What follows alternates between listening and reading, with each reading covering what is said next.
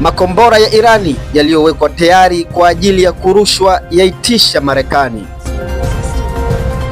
Karibu Makumba International News kwa habari za kimataifa, siasa, uchumi pamoja na teknolojia.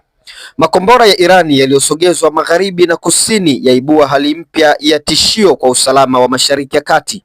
Kwa mujibu wa ripoti za gazeti la The New York Times, Irani imeanza kupeleka na kusambaza majukwaa ya kurushia makombora ya masafa marefu aina ya ballistic katika maeneo muhimu ya kimkakati, hususan kando ya mipaka yake ya magharibi na katika ukanda wa pwani wa kusini inayotazama Ghuba ya Uajemi. Hatua hii imezua wasiwasi mkubwa miongoni mwa Marekani na washirika wake wa kikanda kutokana na uwezo mkubwa wa silaha hizo na athari zake kwa usalama wa eneo lote la Mashariki ya Kati. Makombora ya ballistic yanayomilikiwa na Irani yanajulikana kwa kuwa na masafa tofauti tofauti yanayoiwezesha Tehran kushambulia malengo yake karibu na yaliyo mbali. Baadhi ya makombora haya yana uwezo wa kufika umbali kati ya mamia ya kilomita kadhaa, lakini hadi maelfu ya kilomita, hususan kilomita 2000 na kuendelea zaidi. Hivyo inaziweka kwenye hatari kambi za kijeshi za Marekani zilizopo katika nchi za Iraki, Syria, Kuwait, Qatar, Bahrain pamoja na Falme za Kiarabu. Kwa mujibu wa wataalamu wa masuala ya ulinzi, makombora hayo yanaweza kufikia maeneo muhimu ndani ya Israel pamoja na njia nyeti za usafirishaji wa mafuta katika Ghuba ya Uajemi na mlango wa bahari wa Hormuz. Kwa upande wa uwezo wa kubeba silaha za makombora ya Irani, yanaweza kubeba vichwa vya milipuko ya kawaida yenye nguvu kubwa inayoweza kuharibu miundombinu ya kijeshi kama viwanja vya ndege, maghala ya silaha na vituo vya mawasiliano.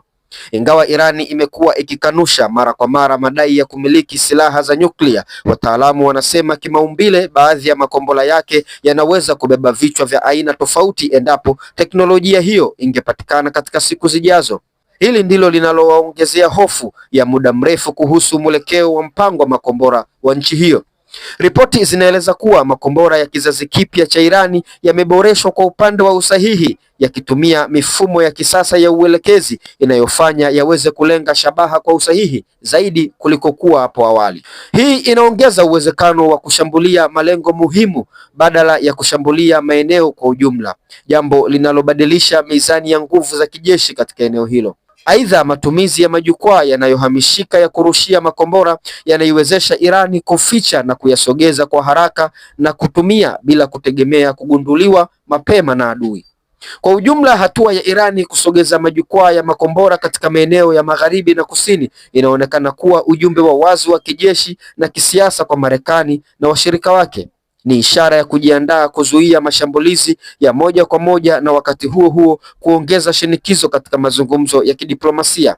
Ingawa video zinazozunguka mitandaoni ni uigizaji tu, ukweli wa uwezo wa makombora haya unabaki kuwa tishio halisi linaloendelea kufuatiliwa kwa karibu na jumuiya ya kimataifa. Lakini katika hali nyingine, mkuu wa kitengo cha kimataifa cha upelelezi na kukagua silaha za nyuklia na urutubishaji wa uranium aliyokuwa pale nchini Irani amezuiwa kuingia kwenye baadhi ya vichwa au kwenye baadhi ya uboreshaji wa uranium. Irani kwa sababu za kiusalama haikumuingiza kwenye baadhi ya maeneo yake ambayo inatumia kurutubisha uranium, hali ambayo inaendelea kuzua hofu huenda Irani inaelekea kwenye kutengeneza silaha za nyuklia. Endelea kubaki Makumba International News kwa habari za kimataifa, siasa, uchumi pamoja na teknolojia.